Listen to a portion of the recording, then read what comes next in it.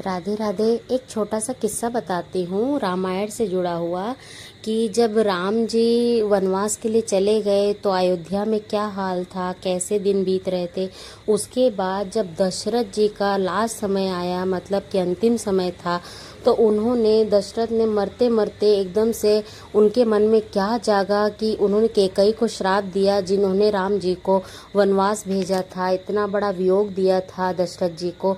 तो कैकई को मरते मरते उन्होंने श्राप दिया कि कैकई को ऐसे कहा कि यदि भरत इस अयोध्या राज्य का राजा बनकर प्रसन्न होता है तो मेरी मृत्यु के बाद जो दाह संस्कार किया जाएगा और जो मेरी मुक्ति के लिए अनुष्ठान किए जाएंगे वह मुझ तक ना पहुँचे। इतना बड़ा श्राप दिया। उसके बाद उन्होंने कहा कि और अगर भरत कभी पितृ ऋण से मुक्त ना हो, ऐसा भी उन्होंने कहा श्राप में।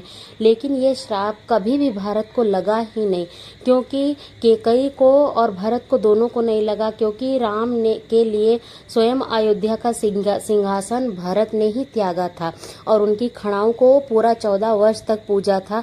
इसलिए महाराज दशरथ का ये श्राप उनको भरत को कैकई को कभी नहीं लगा। क्योंकि हम कहते हैं ना, लक्ष्मण भले पूरा 14 वर्षों तक साथ थे, उन्होंने पूरा जीवन उनको मतलब अपना श्री राम जी की पूजा पाठ करने में या सेवा करने में बिताया, लेकिन आज भी लोगों के मुख से अगर आप सुनेंगे तो यही सुनेंगे कि भरत जैसा भाई कभी किसी को नहीं मिल सकता। क्योंकि भरत सबसे अनमोल भाई थे, जिन्होंने राम के वियोग के साथ साथ अयोध्या की राजपाट को, हर एक चीज को संभाला और साथ में उनके सिंहासन की सेवा करी।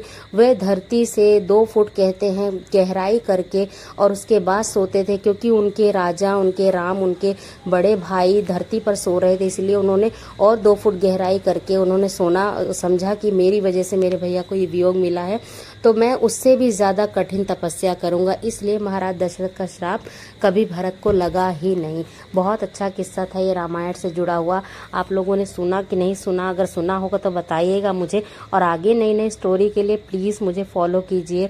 मैं नई नई ऐसी छोटी छोटी स्टोरियां लाती रहूंगी, बोलती रहूंगी, साथ में आपको जायका भी मिलता रहेगा। ये बन रहा है मेरा एकदम यूपी स्टाइल में आलू गोभी रस्से वाले।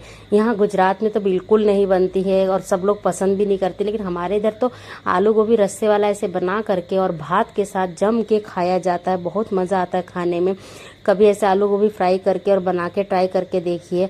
हम लोग तो अक्सर बनाते खाते हैं। मतलब ये रेसिपी भी एक ऐसी है ना यूनिक, जैसे आप लोग सूखी बनाते हैं या कुकर में झटपट बनाते हैं, ऐसे फ्राई करके बनाइए, ये भी झटपट ही बनेगी पर इतनी मजेदार बनेगी ना कि होटल स्टाइल में लगेगा कि कोई ग्रेवी वाली होटल की सब्जी आ गई हो आप लोगों के पास में। और कभी आपको होटल फिर खाने का ये मन ही नहीं करेगा, क्योंकि इतनी टेस्टी ये घर पे ही बन के तैयार हो जाएगी। और बहुत मजा आया था हमें खाने में जब ये बन के तैयार है। रोटी, नान, भात किसी के भी साथ खाए, लेकिन यूपी में तो सिर्फ ज्यादातर हम लोग भात के साथ खाते हैं। इसके बहुत टेस्टी बनकर देखिए, कलर भी कितना अच्छा आया। और ये मैं भात के साथ सर्व कर रही हूँ। उसके बाद मेरी सब्जी रेडी हो गई थी और कहानी भी पूरी हो गई। प्लीज लाइक कीजिएगा। Bye bye.